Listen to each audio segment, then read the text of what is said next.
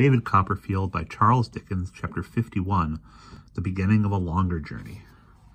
It was yet early in the morning of the following day, when, as I was walking in my garden with my aunt, who took little other exercise now, being so much in attendance on my dear Dora, I was told that Mr. Peggotty desired to speak with me. He came into the garden to meet me halfway.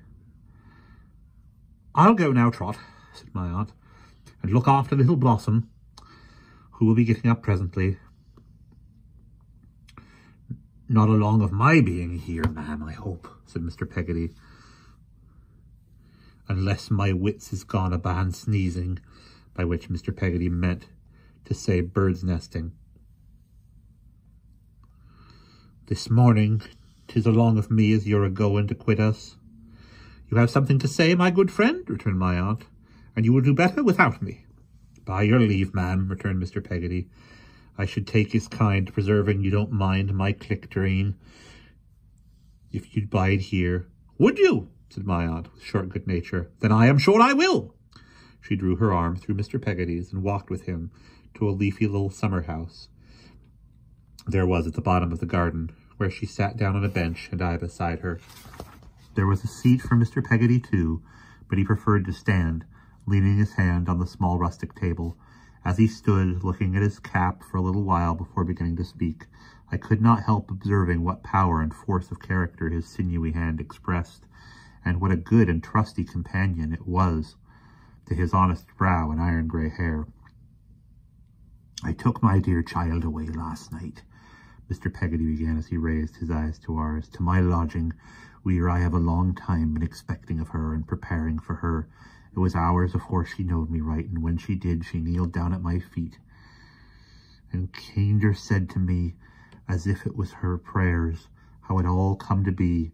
You may believe me when I heard her voice, as I had heard at home, so playful, and see her humbled, as it might be the dust in the dust our Saviour wrote in with his blessed hand. I felt a wound go to my heart in the midst of all its thankfulness." He drew his sleeve across his face without any pretense of concealing why, and then cleared his voice. "All night long," said Mr. Peggotty, "we have been together, Emily and me. 'Tis little, considering the time, as she has said in words, through them broken-hearted tears, as I have seen of her dear face, has growed into a woman's at my hearth, but all night long her arms has been about my neck, and her head is laid here, and we knows full well as we can put our trust in one another evermore." He ceased to speak, and his hand upon the table rested there in perfect repose, with a resolution in it that might have conquered lions. "You have quite made up your mind," said I to Mr. Peggotty. "As to the future, good friend, I need scarcely ask you." "Quite, Master Davy," he returned, "and told Emily, there's mighty countries fur from here, our future life lays over the sea." They will emigrate together, aunt," said I. "Yes," said Mr. Peggotty with a hopeful smile. "No one can't reproach my darling in Australia. We'll begin a new life over there." I asked him if he yet proposed to take any time for going away. "I was down at the docks early this morning, sir," he returned, "to get information concerning of them ships. In about 6 weeks or 2 months from now, there'll be one sailing. I see her this morning, went aboard, and we shall take our passage in her." "Quite alone?" I asked. "Aye, Master Davy," he returned. "My sister, you see, she that's fond of you and your'n, and that accustomed to think only of her own country, that it wouldn't be hardly fair to let her go. Besides which, there's one she has in charge, Master Davy, as doesn't ought to be forgot." "Poor Ham," said I. "My good sister takes care of his house, you see, ma'am, and he takes kindly to her," Mr. Peggotty explained, for my aunt's better information. "And Mrs. Gummidge?" said I. "Well, I had a mort consideration, I do tell you," returned Mr. Peggotty, with a perplexed look, which gradually cleared as he went on. "Concerning Mrs. Gummidge, betwixt you and me, Master Davy, and you, ma'am, when Mrs. Gummidge takes to wimmicking," our old country word for crying, "she's liable to be considered to be, by them as don't know that know the old, peevish-like whereby, said Mr. Peggotty. My sister might, I don't say she would, but might find Mrs. Gummidge give her a little trouble now and again. Therefore, can't my intentions to moor Mrs. Gummidge along with them,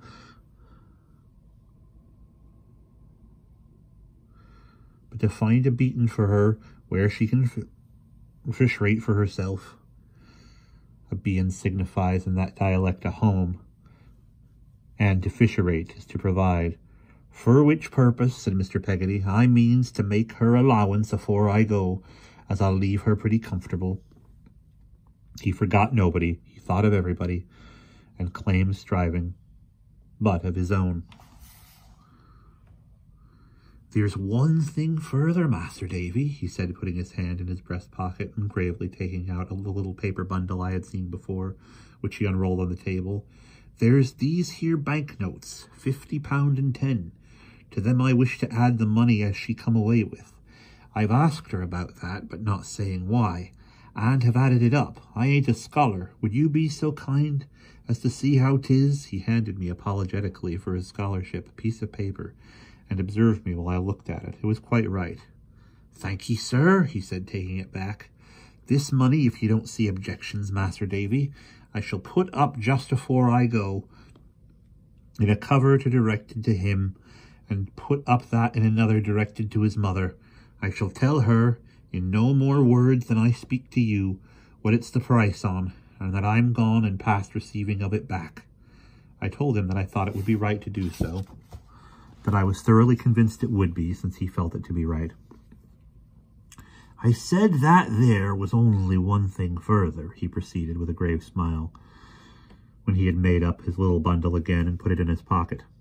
But there was two. I weren't sure in my mind when I came out this morning as I could go and break to Ham or my own self what had so thankfully happened. So I writ a letter while I was out and put it in the post office, telling of 'em how all was as 'tis, and that I should come down tomorrow to unload my mind of what little needs a doing of down there, and most like take my farewell leave of Yarmouth. And do you wish me to go with you? Said I, seeing that he left something unsaid. If you could do me that kind favour, Master Davy, he replied, I know the sight of you would cheer 'em up a bit. My little Dora being in good spirits, and very desirous that I should go, as I found on talking it over with her, I readily pledged myself to accompany him in accordance with his wish. Next morning, consequently, we were on the Yarmouth coach, and again travelling over the old ground. That night, for the first time in all these many nights, the candle was taken out of the window. Mr. Peggotty swung in his old hammock in the old boat, and the wind murmured with the old sound round his head.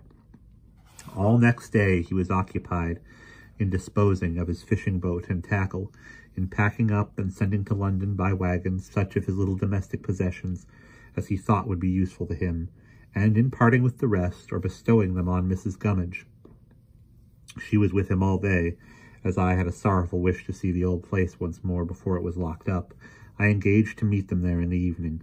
The door of the boathouse stood open when I approached, and on entering I found it emptied of all its furniture, saving one of the old lockers in which Mrs. Gummidge, with a basket on her knee, was seated looking at Mr. Peggotty. He leaned his elbow on the rough chimney-piece and gazed upon a few expiring embers in the grate, but he raised his head hopefully on my coming in, and spoke in a cheery manner. Come according to promise, to bid farewell to it. Eh, Master Davy, he said, taking up the candle. Bare enough now, ain't it? Indeed, you have made good use of the time, said I. Why, we have not been idle, sir.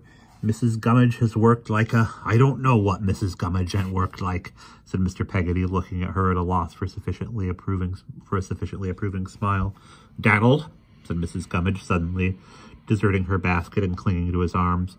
My dear Dannel, the parting words I speak in this house is, I mustn't be left behind. Don't ye think of leaving me behind, Dannel. Oh, don't you ever do it. Mr. Peggotty, taken aback, looked from Mrs. Gummidge to me, and from me to Mrs. Gummidge, as if he had been awakened from a sleep. Don't ye, dearest Dannel, don't ye, cried Mrs. Gummidge, fervently. "Take me along with you, Daniel. Take me along with you and Emily. I'll be your servant, constant and true. If there's slaves in them parts where you're a-going, I'll be bound to you for one, and happy. But don't ye leave me behind, Daniel. There's a dearie dear." "My good soul," said Mr. Peggotty, "you don't know what a long voyage and what a hard life 'tis." "Yes, I do, Daniel. I can guess," cried Mrs. Gummidge. "But my parting words under this roof is, I shall go into the house and die if I'm not took. I can dig, Daniel. I can work. I can live hard. I can be loving and patient now. More than you think, Daniel, if you'll only try me. I wouldn't touch the allowance, not if I was dying of want. Daniel Peggotty, I'll go with you and Emily, if you'll only let me to the world's end. I know how 'tis. I know how you think that I am lone and lorn, but, dearie love, 'tain't so no more. I ain't sat here so long a-watching and a-thinking of your trials without some good being done me. Master Daniel, speak to him. Master Davy, speak to me for him. I knows his ways, and Emily's, I knows their sorrows, and can be a comfort to 'em some odd times, and labour for 'em allus. Daniel, dear Daniel, let me go along with you." And Mrs. Gummidge took his hand and kissed it with a homely pathos and affection, in a homely rapture of devotion and gratitude that he so well deserved. We brought the locker out, extinguished the candle, fastened the door on the outside, and left the old boat close shut up, a dark speck in the cloudy night. Next day, when we were returning to London outside the coach, Mrs. Gummidge and her basket were on the seat beside, and Mrs. Gummidge was happy. And that is the end of chapter 51.